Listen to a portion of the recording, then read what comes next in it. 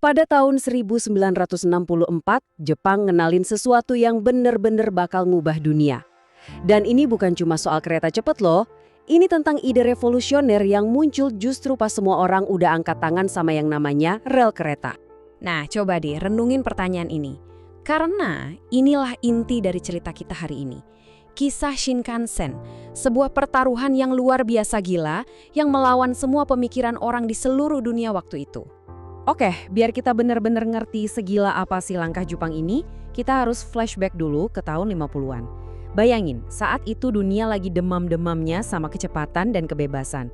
Dan kereta api, wah itu udah dianggap barang rongsokan dari masa lalu. Jadi coba bayangin kontrasnya ya. Di satu sisi ada kereta api, lambat, berisik, pokoknya kuno banget deh. Terus di sisi lain ada pesawat jet yang wush, melesat di angkasa. Sama mobil pribadi yang nawarin kebebasan tanpa batas. Kelihatannya sih dunia udah jelas milih yang mana kan? Dan ini bukan cuma soal selera loh, ini udah jadi kebijakan. Amerika Serikat misalnya, mereka jor-joran buang miliaran dolar buat bangun jalan tol super besar. Investasi ini, ya bisa dibilang jadi paku terakhir buat peti mati kereta penumpang di sana. Eropa ikut-ikutan juga. Jadi kelihatannya sih babak buat kereta api bener-bener udah tamat. Tapi di saat semua negara rame-rame bilang kereta api udah mati, Jepang malah bikin keputusan yang bener-bener nggak masuk akal. Mereka nggak cuma nolak buat ninggalin kereta, tapi malah nekat menggandakan investasi mereka di teknologi rel. Gila kan? Nah, ini dia visual yang paling keren menurut saya. Coba lihat, waktu negara lain sibuk nuang aspal buat jalan tol, Jepang malah sibuk ledakin dinamit buat nembus gunung. Mereka lagi bangun sesuatu yang, ya, sama sekali beda. Kenapa sih mereka senekat ini? Ternyata ini karena kondisi darurat. Jalur Tokaido yang nyambungin dua kota raksasa, Tokyo dan Osaka, itu udah kayak urat nadi ekonomi Jepang. Masalahnya, jalur ini udah penuh sesak, udah nggak sanggup lagi. Bener-bener butuh solusi radikal dan harus cepat. Dan solusinya namanya Shinkansen. Artinya simpel aja sih, jalur utama baru. Tapi visinya, wah ini yang ambisius banget. Mereka mau bikin jalur khusus penumpang yang kecepatannya 2 kali lipat dari kereta tercepat di Jepang waktu itu. Jadi ini bukan sekedar renovasi ya, ini bener-bener bangun ulang semuanya dari nol. Tapi ya gitu deh, namanya juga ide brilian, awalnya pasti dianggap gila. Dan bener aja, proyek Shinkansen ini langsung dihujat habis-habisan. Kritik dan keraguan datang dari mana-mana. Dan yang lebih parah, kritiknya bukan dari orang luar loh. Kutipan ini aja datangnya dari pakar kereta api Jepang sendiri. Ini nunjukin betapa anehnya ide Shinkansen ini saat itu, bahkan di mata para ahlinya sendiri. Sejujurnya, para pengkritik ini punya alasan yang logis banget. Pertama, lebar relnya beda.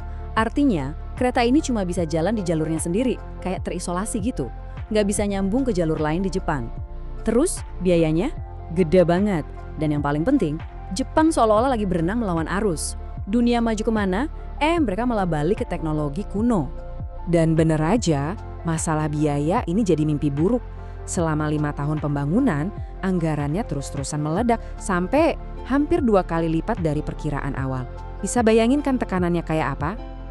Tekanannya bener-bener luar biasa. Saking besarnya, 2 orang paling penting di proyek ini, direktur dan kepala insinyurnya, sampai harus mundur karena malu. Media bahkan kasih julukan sinis, nyebut proyek ini kayak tembok besar Cina versi Jepang. Megah tapi sia-sia. Kepercayaan publik anjlok ke titik paling rendah.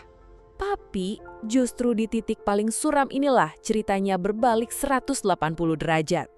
Kisah yang tadinya soal kegagalan memalukan, tiba-tiba berubah jadi salah satu cerita sukses paling keren dalam sejarah teknologi. Jadi, tibalah hari penentuan.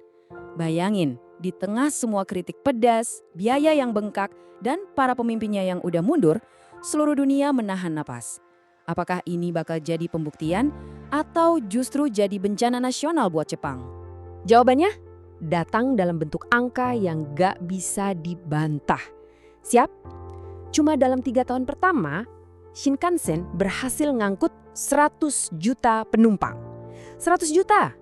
Angka ini langsung membungkam semua orang yang tadinya ragu. Shinkansen itu nggak cuma sukses, dia benar-benar mengubah peta transportasi di Jepang.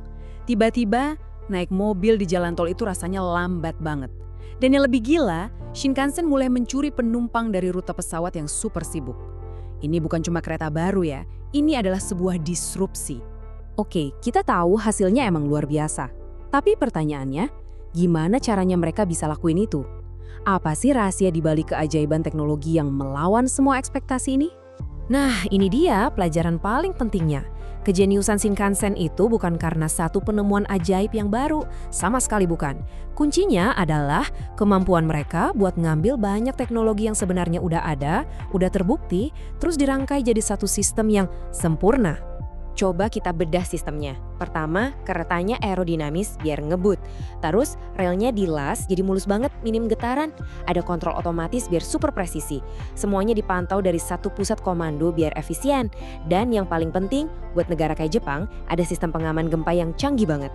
Semua bagian ini dirancang buat kerja bareng tanpa celah. Mau bukti seberapa serius mereka soal keandalan sistem? Ada kereta khusus, namanya Dr. Yellow. Tugasnya cuma satu, ngebut di jalur Shinkansen buat ngecek setiap milimeter rel dan kabel buat mastiin semuanya sempurna. Ini bukan lagi soal teliti, ini udah level obsesi sama detail.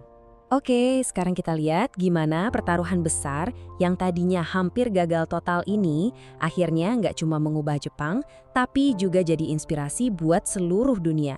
Suksesnya Shinkansen itu kayak nyalain api. Tiba-tiba seluruh dunia jadi panas. Prancis ngeliat ini, terus mereka bikin TGV. Jerman nggak mau kalah, mereka bikin IC. Intinya, Jepang udah ngebuktiin kalau ide yang tadinya dianggap mustahil, ini ternyata bisa jalan. Dan negara-negara lain langsung pada ngikutin. Dan coba deh lihat ini. Setelah lebih dari 50 tahun beroperasi, rekor Shinkansen itu masih jadi patokan dunia. Udah lebih dari 10 miliar penumpang diangkut, dan tahu nggak ada berapa kecelakaan fatal? 0, sama sekali nggak ada. Soal ketepatan waktu, keterlambatan rata-ratanya cuma dihitung dalam detik. Ini bukan lagi transportasi, ini sih keajaiban presisi.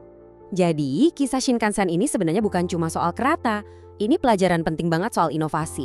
Bahwa sebuah ide yang udah dianggap usang atau ketinggalan zaman, kalau digarap dengan visi dan sistem yang benar, justru bisa jadi masa depan. Nah, sekarang Jepang lagi bikin maglev generasi berikutnya. Pertanyaan buat kita semua adalah, kira-kira ide hebat apa ya yang sekarang lagi kita anggap remeh, padahal mungkin itu adalah Shinkansen berikutnya?